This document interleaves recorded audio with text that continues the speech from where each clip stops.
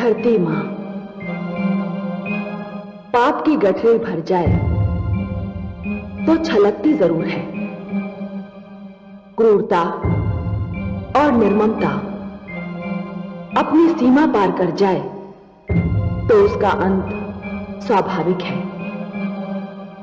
रक्तपात का अंत भी रक्तपात ही पर होता है। अहंकारी का अहंकार ही उसे ले डूबता है। सहस्रार्जुन वीर था। उसने जीवन में बहुत अच्छे कार्य भी किए, मगर शक्ति पाकर वो संतुलन नहीं रख सका। ये भी भूल गया कि दत्तात्रेय ने उसे सहस्र बाहुओं का बल क्यों दिया था। फल ये हुआ कि उसके अत्याचार का पलड़ा उसके अच्छे कार्यों के पलड़े से भारी हो गया। उसने ऋषियों को आतंकित करना शुरू किया था। तभी मैं जान गई थी कि उसके पैर अनुचित मार्ग पर पड़ चुके हैं और वो सत्य मार्ग से भटक गया है। उसके बाद वही हुआ जिसके उदाहरण से मानव इतिहास भरा पड़ा है। मुझे अब यह जानने की उत्सुकता है कि परशुराम के अभियान की समाप्ति किस नए अध्याय का आरंभ सिद्ध होगा।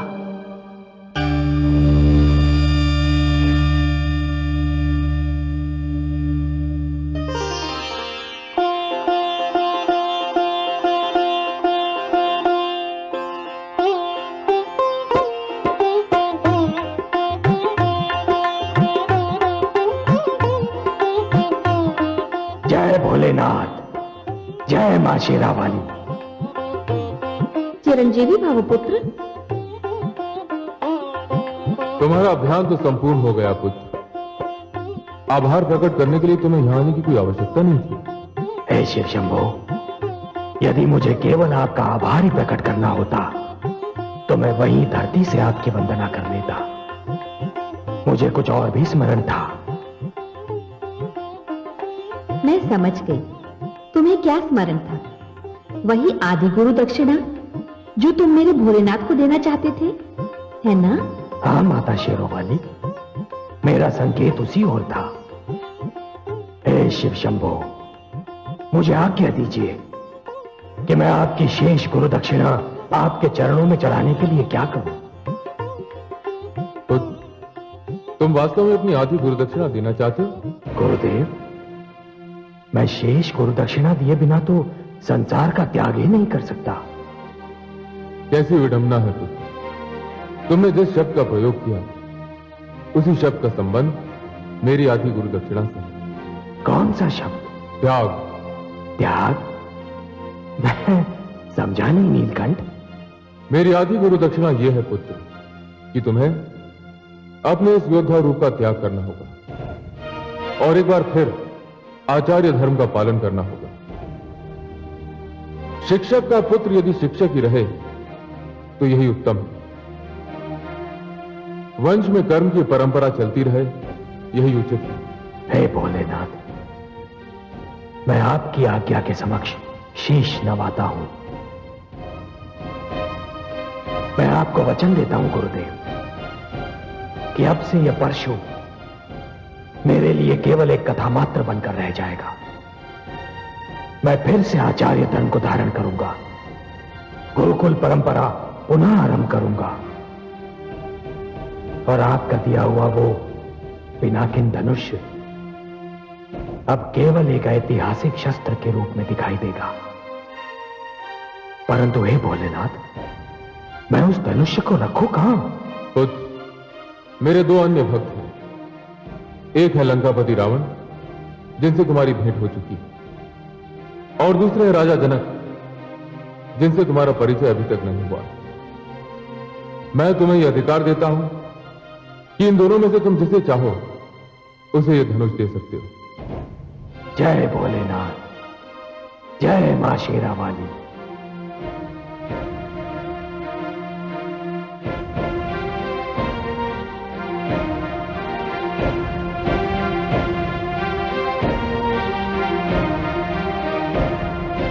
असुर कीर्ति विस्तारक, देवकुल प्रतिष्ठा विदारक, महाज्ञानी सुकेशु नंदन असुर सम्राट रावण पधार रहे हैं।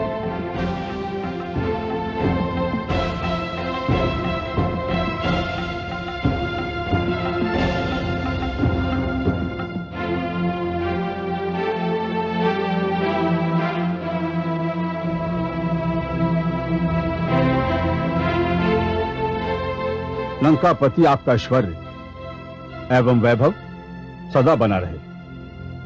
आपकी कीर्ति पताका इसी भांति लहराती रहे।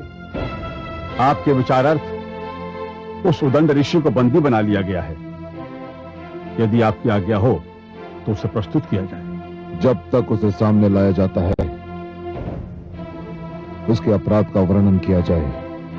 हे असुर कुलभूषण, लंका में किसी भी आयोजित यज्ञ में आपके नाम की आहुति डाले बिना यज्ञ पूर्ण नहीं हो सकता। और उसने हमारे आदेश का पालन ना करने का दुस्साहस किया है। कौन है ये?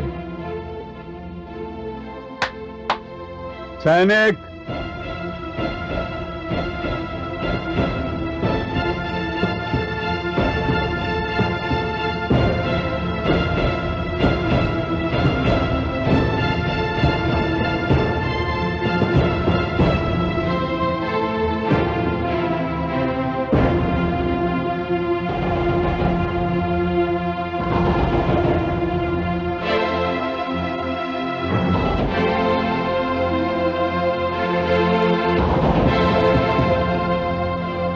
युवक, तुम्हें देवताओं के समक्ष हमारी श्रेष्ठता में कोई संदेह है? ऐसा कौन सा विषय है जिसमें मैंने देवताओं को पराजित नहीं किया? परंपरा तथा मेरी संस्कृति मुझे आपके नाम की आहुति यज्ञ में डालने से रोकती है। क्यों? मैं भी संस्कृति के जन्मदाता तथा पालक महान ऋषि पुलस्त्य का पौत्र हूं तथा महान ऋषि विशर्वा का पुत्र रावण हूं। लंकेश, वंश में जन्म लेने से कुछ नहीं होता, आचरण से होता है। और आपका आचरण ऋषियों का नहीं, असुरों वाला है। युवक, तुम मर्यादा और साहस की सीमा लांघ रहे हो। मैं आपके राज्य में अपनी आयु की सीमा भी लांघ चुका हूं। मैं मृत्यु का वरण यहां आने से पहले कर चुका हूं। आप असुर लोग समाज में भय का वातावरण उत्पन्न करके राज करना चाहते हैं, किंतु मैं मानव हूं। मैं जानता हूं कि मुझे मेरी ये देह केवल कुछ वर्षों के लिए मिली है। मेरा दूसरा जन्म होगा। आप मुझे भयभीत ना करें। मैं यज्ञ करना भी नहीं छोड़ूंगा और आपके नाम की आहुति भी यज्ञ में नहीं डालूंगा। उद्दंड है ये युवक, उद्दंड। इस जैसे समस्त ऋषियों को हमारी राज सीमा के बाहर खदेड़ दिया जाए और इसे वधिक के पास ले जाओ और इसको कहो कि वो इसका वध कर दे। शंभो!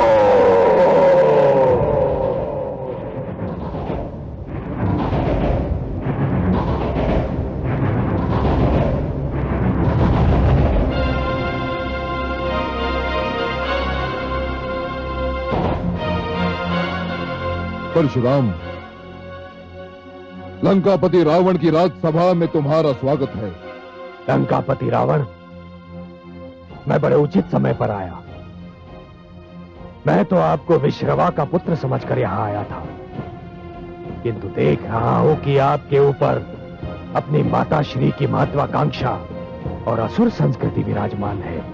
परशुराम, आपका इतना बड़ा उपकार है मुझ पर कि यदि आप मुझसे मेरा सिर भी मांगेंगे तो मैं ना नहीं कहूंगा। तो बस ये ऋषि युवक मुझे दे दीजिए, मैं उल्टे पैर लौट जाऊंगा। क्यों? ऐसा क्यों मित्र? हे लंकापति, मैं तो आपको अपने गुरु भगवान शिव शंभो का महान भक्त समझकर यहां आया था। उनका ये पिनाकिन धनुष आपको देने के लिए। तो दीजिए। दीजिए परशुराम। मुझसे बड़ा और योग्य पात्र इस संसार में कोई हो ही नहीं सकता। दीजिए परशुराम। नहीं लंकापति रावण, एक महान शिव भक्त होना और बात है और एक प्रजावत्सल राजा होना और बात। आप महान शिव भक्त अवश्य हैं, किंतु आप अपनी प्रजा की रक्षा नहीं करते।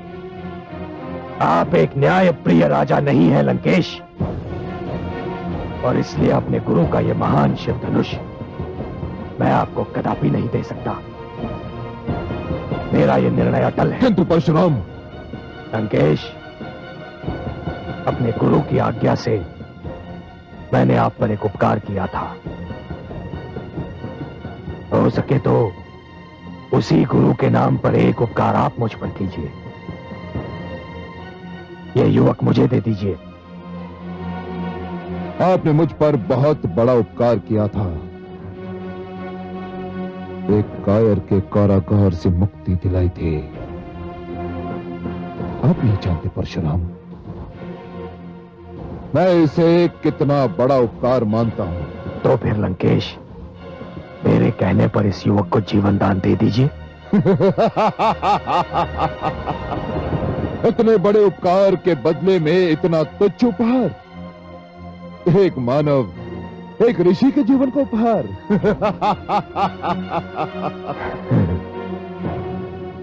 यही तो व्यथा है लंकापति रावण, कि आप ईश्वरीय सत्य को समझ ही नहीं रहे हैं। जीवन तुच्छ नहीं होता लंकेश। मानव जीवन इस धरती को ईश्वर का सर्वोत्तम उपहार है। तो ठीक है परशुराम,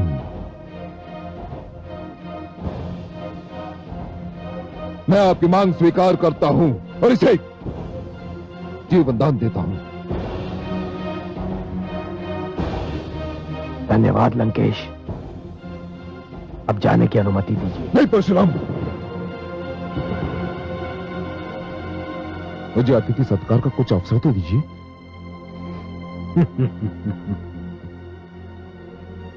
नहीं लंकेश, यह संभव नहीं है, क्योंकि आपकी और मेरी विचारधारा में धरती और आकाश का अंतर है। यहां और अधिक ठहरना आपके और मेरे मध्य मतभेदों को जन्म देने के समान है।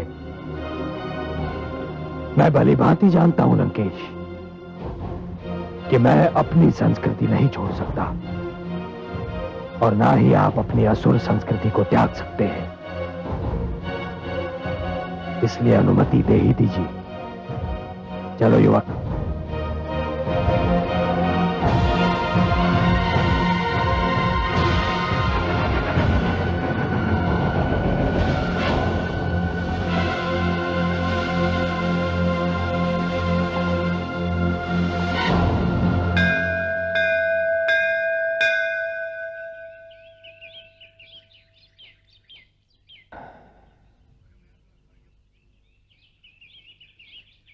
जाओ नवयुवक, अब तुम्हारे प्राणों को कोई संकट नहीं। भगवान, मेरा शरीर, मेरी आत्मा, मेरे प्राण, अब सब कुछ आपके लिए हैं। आपने मेरे प्राण बचाकर मुझ पर जो उपकार किया है। मैंने कोई उपकार नहीं किया, और सत्य पूछो तो तुम्हारे प्राण मेरे कारण नहीं बचे। वो तो तुम्हारे अपने सिद्धांतों पर जो तुम्हारा विश्वास था उसके कारण बचे हैं। रावण की शक्ति की चिंता ना करते हुए तुमने अपने सिद्धांतों पर अड़िग रहने का निश्चय किया। कदाचित यही बात ईश्वर को भा गई।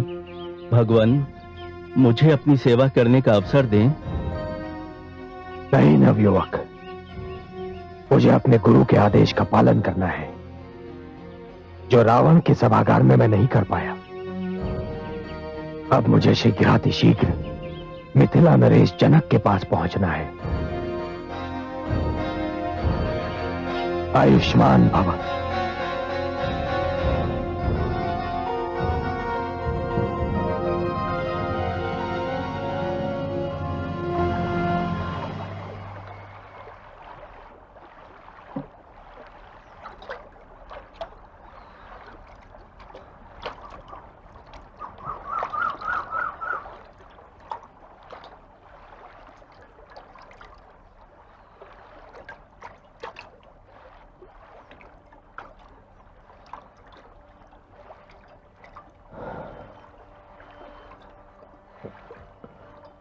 नवयुवक, प्रणाम ऋषिवर।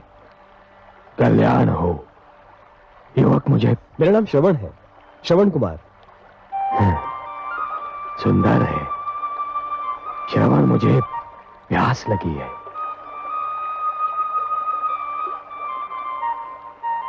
क्या बात है? मुनि श्रेष्ठ, आपके वस्त्र तो आपका परिचय देते हैं, परंतु आपके शस्त्रों से आपका परिचय समझ में नहीं आता। तुम मुझे मेरे वस्त्र देखकर मुनि कह रहे हो, परंतु मेरा ये धनुष, मेरा परशु, ये तो मुझे मुनि सिद्ध नहीं करते। उच्च कुल का तो सिद्ध करते हैं। उच्च कुल? मेरा कर्म जाने बिना ही केवल मुझे देखकर ही तुमने मुझे उच्च कुल का सिद्ध कर दिया। आप अवश्य किसी श्रेष्ठ ऋषि की संतान हैं, परंतु मैं एक वैश्य मुनि और छोटी जाति की माता की संतान हूं। श्रवण, तुम्हें अपनी माता को छोटी जाति का कहते हुए लज्जा आनी चाहिए। माता तो माता होती है, जो पूजनीय होती है। व्यक्ति की पहचान उसके कर्म से होती है। श्रवण, जन्म से तो सभी शूद्र होते हैं। जन्मना जायते शूद्राः संस्कारात् विजोच्यते। क्षमा करें, मैं तो आपका विचार करके कह रहा था। मेरे हाथों से जल लेकर। श्रवण, वायु हर श्रेणी के व्यक्ति को छू कर आती है, और हर श्रेणी के लोग उसी वायु से अपनी श्वास भर लेते हैं, शीतलता प्राप्त करते हैं। सूर्य की किरणें भी सभी के लिए समान होती हैं। श्रवण, मेरा अर्थ समझ रहे हो ना? लाओ, मुझे जल दो, मैं बहुत प्यासा हूं।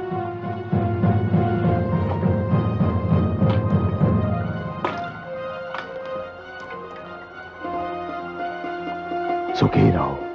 हे मुनिवर, आप मुझे अपना परिचय दें, बड़ी कृपा होगी, क्योंकि आज से आप मेरे आदर्श हैं। श्रवण, मैं ऋषि जमदग्नि और माता रेणुका का पुत्र परशुराम हूं। जन्म से तो ब्राह्मण हूं, किंतु कर्म से मुझे क्षत्रिय बनना पड़ा।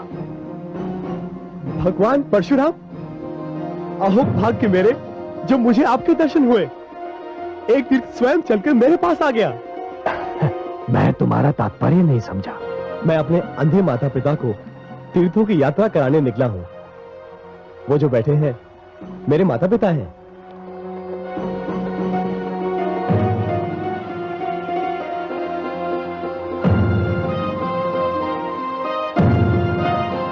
परंतु मुझे वहां कोई रथ या अन्य वाहन दिखाई नहीं दे रहा। श्रवण, जिसमें मैं बहुत साधारण व्यक्ति हूं। मेरे पास रथ आदि साधन नहीं है, किंतु माता पिता की इच्छा को पूरा करना हर संतान का धर्म भी है एवं कर्तव्य भी। इसलिए इन दोनों को कांधों पर उठाए तीर्थों की यात्रा करने निकला हूं। श्रवण कुमार, तुम धन्य हो, तुम धन्य हो। तुम्हारे दर्शन करने के उपरांत अपने माता पिता का परम भक्त होने का मेरा अहंकार तो चूर चूर हो गया। मुझे अपने चरण स्पर्श कर। नहीं नहीं नहीं नहीं, आप मुझे पाप का भागी ना बनाए। आपका यश तो पूरे संसार में सूर्य किरण की भांति फैल चुका है। अब चलिए, चलकर मेरे माता पिता को दर्शन देकर धन्य कीजिए। श्रवण, मैं भी उन माता पिता का दर्शन करके धन्य होना चाहता हूं, जिन्होंने तुम जैसे पुत्र को जन्म दिया। चलो चलिए।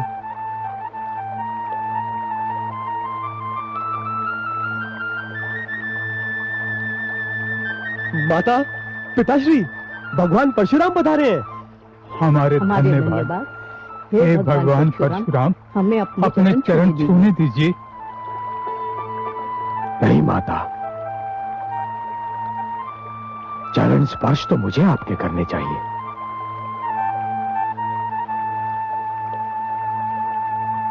हे माता,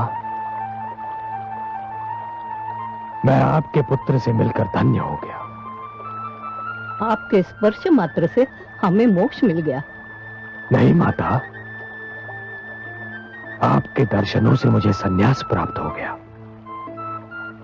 इस संसार में इससे अच्छा दृश्य और कोई हो ही नहीं सकता कि एक पुत्र के कंधों पर माता पिता तीर्थ यात्रा कर ले। माता, अब मुझे विदा दीजिए। मुझे महाराज जनक के पास पहुंचना है।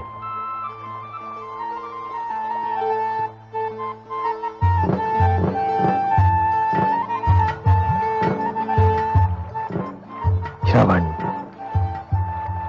मैं हृदय से कामना करता हूं और आशीष भी देता हूं कि जब तक ये सृष्टि रहेगी, जब तक पुत्र धर्म की मर्यादा रहेगी, तुम्हारा नाम अमर रहेगा।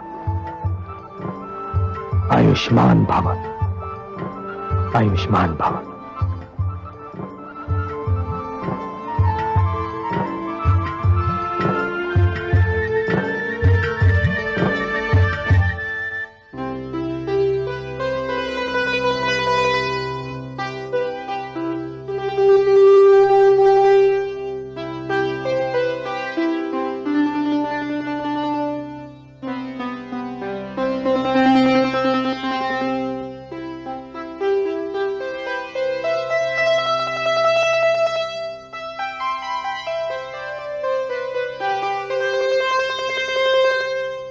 महाराज जनक की जय हो।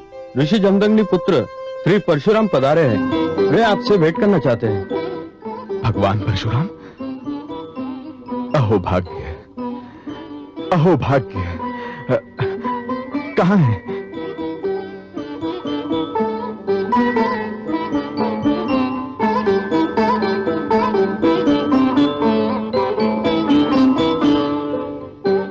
भगवान, मैं इस सौभाग्य पर किन शब्दों में ईश्वर को धन्यवाद दूं कि आपने अपने चरण कमलों से मेरे राजभवन को पवित्र कर दिया। हे भगवान परशुराम, मिथिला का कण कण आपकी इस कृपा के प्रति आपका आभारी रहेगा।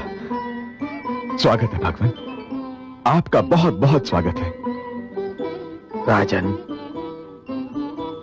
आप वास्तव में धन्य हैं। मेरे स्वागत के लिए आप नंगे पांव चले आए। भगवान, जिस स्थान पर आप जैसा महान व्यक्ति उपस्थित हो, वह स्थान इतना पवित्र, इतना पावन है कि वहां तो नंगे पांव ही आना चाहिए। पधारिए भगवान, पधारिए।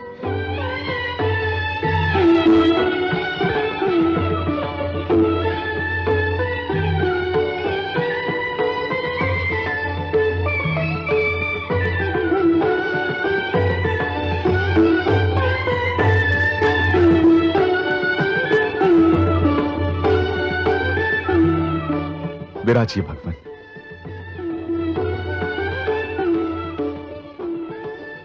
भगवान, मेरी तो समझ में कुछ नहीं आ रहा कि मैं आपका स्वागत कैसे करूं और क्या करूं।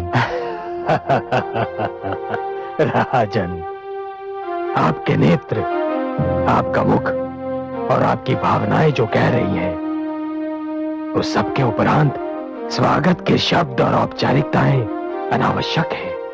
भगवान परशुराम, यदि आप मेरे लिए कोई आदेश लेकर आए हैं तो कृपया कहिए। यदि मेरे योग्य कोई सेवा हो तो बताइए। मैं आपके लिए कुछ कर सकूं तो स्वयं को धन्य मानूंगा। नहीं राजन, आपके लिए मेरा कोई आदेश नहीं है, किंतु हां, मैं अपने गुरु शिव शंकर के आदेश का पालन करने के लिए अवश्य आया हूं। भगवान, आपके गुरु का आदेश सिर आंखों पर। मिथिला नरेश, मुझे अपने गुरु शिव शंभो ने यह धनुष उपहार में दिया था, परंतु अब मेरे अभियान की समाप्ति के उपरांत मुझे इसकी कोई आवश्यकता नहीं है। मैंने इसे गुरुदेव को लौटाना चाहा, किंतु उन्होंने आदेश दिया कि मैं इसे लंकापति रावण को दूं या फिर मिथिला नरेश जनक को। गुरुदेव के आदेश के अनुसार मैं पहले लंका पहुंचा, तो फिर आपने ये धनुष लंकेश रावण को क्यों नहीं दिया भगवान? लंकेश रावण तो महान शिव भक्त हैं। इस नाते इस धनुष पर उनका अधिकार पहले है, वही इसके योग्य भी हैं प्रभु। उनका अधिकार अवश्य था राजन, किंतु वो इसके योग्य नहीं थे। हे मिथिला नरेश जनक, भक्ति एक महान गुण अवश्य है, परंतु भक्ति के साथ ही कर्म की भी उतनी ही महत्ता होती है। लंकापति रावण एक महान भक्त होते हुए भी स्वयं को अपने कर्मों से महान सिद्ध नहीं कर पा रहे हैं। इसलिए मैंने ये निर्णय किया है नरेश कि अपने गुरुदेव का ये महान पिनाकिन धनुष आपकी धरोहर बन जाए। भगवान, मुझ में साहस नहीं कि मैं आपके निर्णय पर कोई प्रश्न चिन्ह लगा सकूं,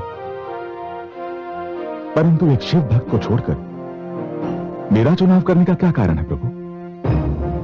जबकि आप भली भांति जानते हैं। राजन, मैं जानता हूं कि आप एक विष्णु भक्त हैं, परंतु विश्वास कीजिए राजन, मैंने आपका चुनाव इस कारण नहीं किया है कि मेरे गुरु शिव शंभो ने लंकापति रावण और मिथिला नरेश जनक इन दो ही नामों का सुझाव दिया था और मेरे पास कोई तीसरा विकल्प नहीं था।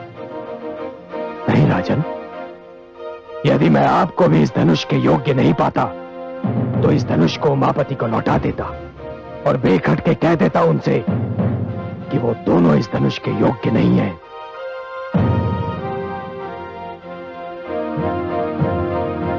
किंतु राजन, आपने ये सिद्ध कर दिया कि आप जनक हैं। जनक, जिसका अर्थ होता है पिता। राजन, मुझे ज्ञात था कि मिथिला की सीमा में प्रवेश करते ही मैं एक ऐसे राज्य में प्रवेश कर रहा हूं जिसका राजा एक विष्णु भक्त है। मुझे आशा भी थी कि इस राज्य में चप्पे चप्पे पर भगवान विष्णु के सुंदर और अनगिनत मंदिर बिखरे होंगे। मेरा विचार ठीक भी था राजन, किंतु राजन, यहां आकर एक सुखद आश्चर्य हुआ कि आपके राज्य में भगवान शिव के भी उतने ही सुंदर मंदिर बिखरे हुए हैं। भगवान, मेरे राज्य में शिव भक्त भी हैं और वैष्णव उनका आदर करते हैं। बस इसी बात ने तो मेरा मन मोह लिया है राजन, इसी बात ने। राजन, मत और धर्म एक निजी विषय है। सबको अपनी इच्छा के अनुसार मत और धर्म मानने का अधिकार है, किंतु महान वही होता है जो दूसरों के विचारों और धर्म का सम्मान करे। आपकी इसी सहिष्णुता ने मुझे अत्यंत प्रभावित किया है राजन, और इसीलिए इस महान शिव धनुष का संरक्षक मैंने आपको चुना है। आपका ये राजभवन किसी मंदिर से कम नहीं है राजन। भगवान, मैं वचन देता हूं कि भगवान शिव के इस धनुष को न केवल पूरे सम्मान के साथ मिथिला में स्थापित करूंगा, वरन अपने प्राणों से भी अधिक इसकी रक्षा करूंगा। भगवान, आप एक लंबी यात्रा से आए हैं, तनिक विश्राम कर लीजिए। मुझे और मेरे परिवार को अपनी सेवा का अवसर दीजिए। मैं कल ही इस धनुष के लिए यथा योग्य स्थान बनवा दूंगा।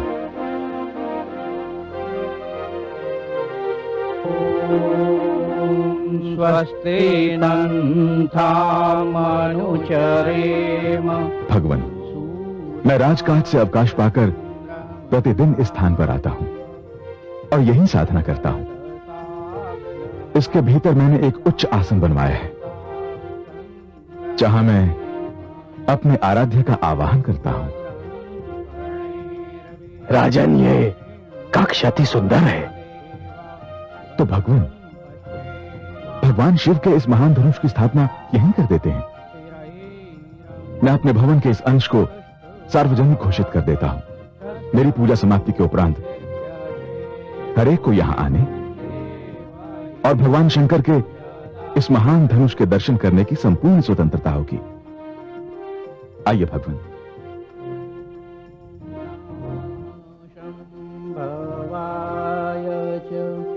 मयो भवाय च नमः शङ्कराय च मयस्कराय च नमः शिवाय च शिवतराय च ॐ नमः शिवाय ॐ नमः शिवाय ॐ नमः शिवाय।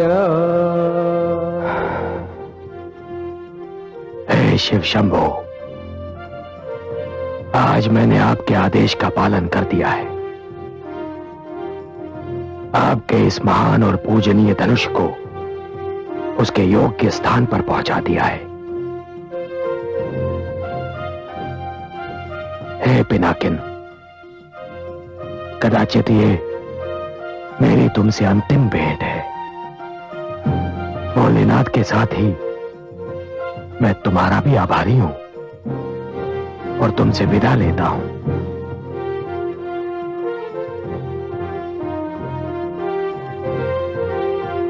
हे शंभो शंभो शंभो।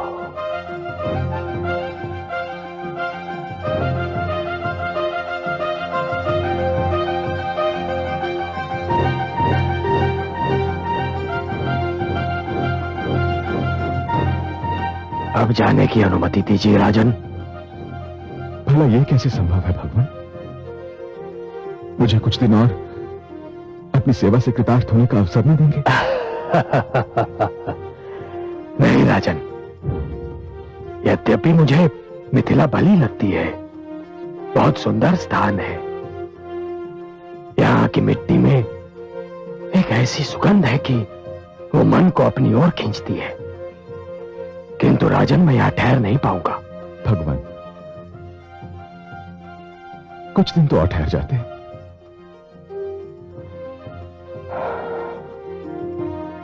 नहीं राजन, राजन मैंने जीवन में इतनी हत्याएं की हैं कि मेरा मन ऊब गया है। यह सत्य है कि हत्याएं करने पर मुझे विवश कर दिया गया था, किंतु हत्याएं तो हुई ना, जिनके कारण न केवल मेरे हाथ रक्त से रंगे हैं,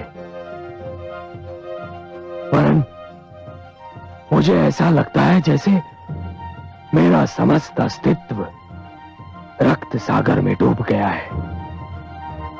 मेरे मन पर, मेरी आत्मा पर एक बोझ है राजन, एक बोझ है। मैं साधना में डूब जाना चाहता हूं राजन, ऐसी साधना में जिससे मैं न केवल संसार को वरन स्वयं को भी भूल जाऊं। भगवान, मैं आपको रोकने का दुस्साहस तो नहीं कर सकता, किंतु यदि आपने जाने का निर्णय कर ही लिया है तो मुझे कोई ऐसी शिक्षा देकर चाहिए भगवान, जो जीवन भर मेरा मार्गदर्शन करती रहे। हे राजन, जीवन के मेरे अनुभव से जो मैं सीखा हूं वो मैं तुम्हें बताता हूं। मैंने ये जाना है राजन कि कर्म ही धर्म है, कर्म ही वर्ण है, कर्म ही वास्तविक जाति है, कर्म ही जीवन का आरंभ है और कर्म ही जीवन का अंत है। अंतिम श्वास तक मनुष्य का केवल एक ही धर्म है राजन, और वो है कर्म।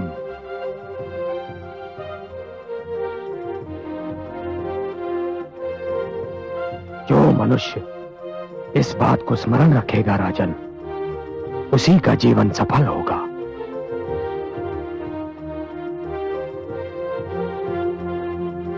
यशस्वी भव।